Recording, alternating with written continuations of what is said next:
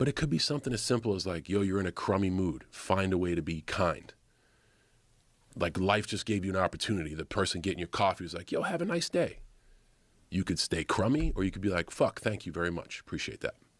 Appreciate your time. Like, that's an opportunity. You know, life is just a matter of like us reacting to what life throws at Pivotal us. decisions. And it doesn't need to be a world-changing decision. I think now, I don't want to say nowadays, I think we always think that like the decision needs to change the world. No, you just need to fucking commit and do something.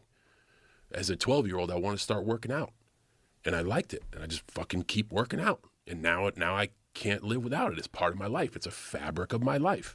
But in working out, I've learned structure and discipline, accountability, essentially budget. If you take in too much and you don't spend enough, you're going to have some excess. Like these lessons that opportunity can teach you, if you allow it. Me fucking up, the thing I spoke about at the beginning. Like the easiest thing to do is your fault. But if I take it as an opportunity of like, all right, you missed. What did we learn? Where's the gain? Yeah. You can move forward. And I can move forward and wholeheartedly apologize to those I've hurt along the way. And they don't need to forgive me. That's on their terms. I can't control that. But man, the sleep is a little more sound at night, knowing like in learning this lesson or having this opportunity, fuck, dude, I kind of trampled on your shit and I'm so sorry. Like I had such a shitty relationship with my dad. And just recently we've mended fences and he's 80, so I'm glad I've done this. Cause I mean, we don't last forever. We're all going in the dirt soon, you know? But I just wanted him to be something else. I always wanted that motherfucker to change. I wanted him to be something else. And finally, I got out of my own way. The hard thing is meeting that guy where he's at. The hard thing is allowing him to be who he is.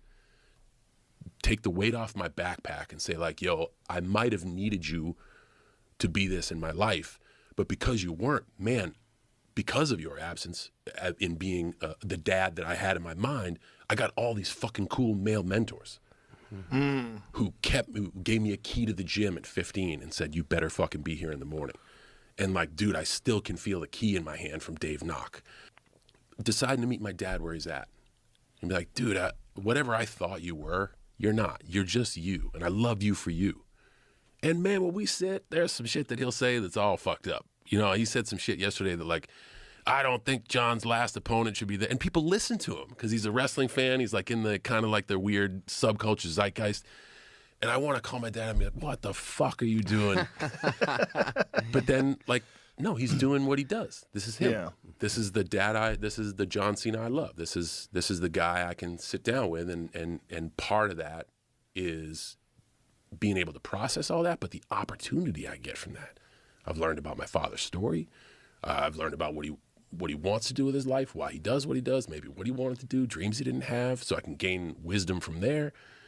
But it's just, that's the hard part. It's like getting out of your own fucking way to do the thing you really want to do.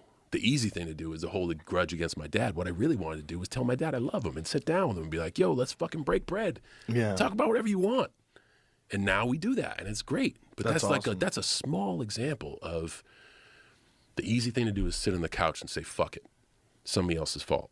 Right. Yeah. The tough thing to do is like life is handing me a moment right now. And dude, I don't bat 1,000. I mean, it's more like Major League Baseball. I'm hoping 300 gets me in the Hall of Fame. Like if I can capitalize on 30% of the moments that life gives me and squander the other 70%, I believe I will go into the ground being like, man, I earned life. If you can capitalize on 30% of the moments, you are in the 1% of human beings that have ever lived. I earned life. Yeah. So I'm just trying to get that, make it to Cooperstown. Yeah, that's the reality.